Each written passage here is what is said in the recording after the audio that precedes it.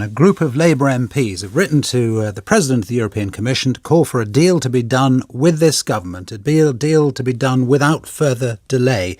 The MPs urged the Commission to work night and day to get there. It is, of course, not official Labour policy, which is to seek an extension. Caroline Flint is the Labour MP for Don Valley and one of the signatories to the letter and is on the line. Morning to you. Morning. And you want the deal that is done to be done, roughly along the government's proposals as they've put them to the Commission now? We want, this group of 19 Labour MPs, we want to press both the UK government and the EU27 to reach an agreement and not be defeated by the unusual, as we know, circumstances of the Northern Ireland border. And we're saying this because we think the uncertainty of Brexit has gone on too long, over 1,200 days and counting. And as you said, we want them to work night and day if necessary to agree a deal. And we think all sides have a responsibility to work for an agreement, because that's the way we can stop a no-deal Brexit. And we believe the British people want this matter settled. And as Labour MPs, we believe that until we do, we cannot bring the country together. How would you fix the border issue? Well, look, there's plenty of people working on this. And I listen, as you do and your listeners, to the various voices off. We don't believe that this is a problem that cannot be resolved. It is difficult. There are unusual circumstances here. But that was always going to be the case when we went into this referendum, if the result of that referendum was going to be leave, as it was. So it's always been there, but we do not think this is impossible. And everybody that I speak to across party are against no deal, and therefore the onus is on everybody to work to get that deal. And in these days that we have left before the end of next week in particular, we think everybody should work to resolve that. But why not have what your party officially wants, which is a further delay, in order that there is time given for further thought that gets to the right place in the end, if indeed it does? Why are you in such a hurry to do it now, which, I mean, an awful lot of people say is just, actually technically impossible, let alone politically? We had 1,200 days and counting, Justin, to resolve this situation.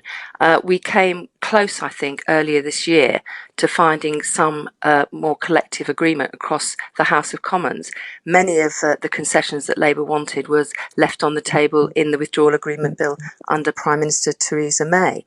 We've also are clear, and it is actually clear from the Ben Act, that any extension has to be to secure a deal. That was achieved by an amendment put forward by my colleague Stephen Kinnock to ensure that we just didn't have an extension without any real purpose. But, we can keep on pushing these big decisions away down the road, and it's solving nothing.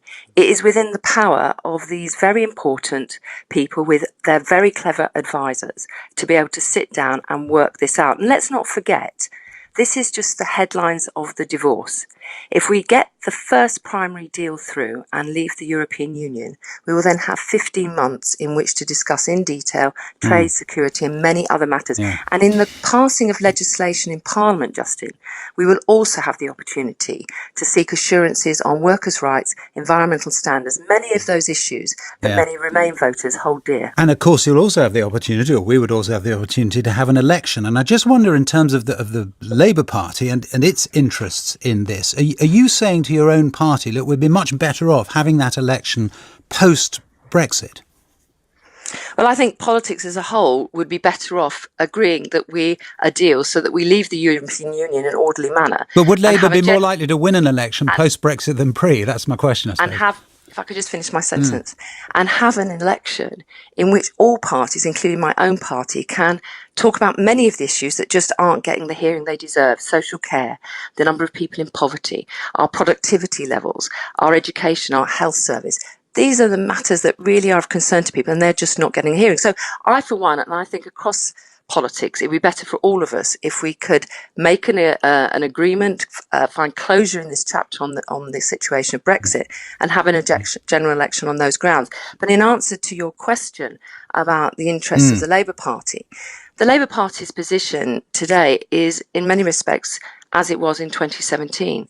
We are a party that still respects the outcome of the referendum, and we are a party that said as also that if there was a Labour government, we would negotiate a deal, a Brexit deal.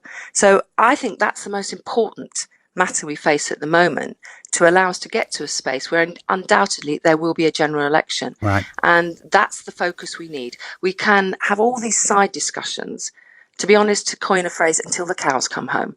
But the truth is, the biggest discussion we have underway at the moment is how to secure an orderly Brexit. And across the House, across the Labour Party, stopping no deal has to be done with a deal. Caroline Flint, thank you.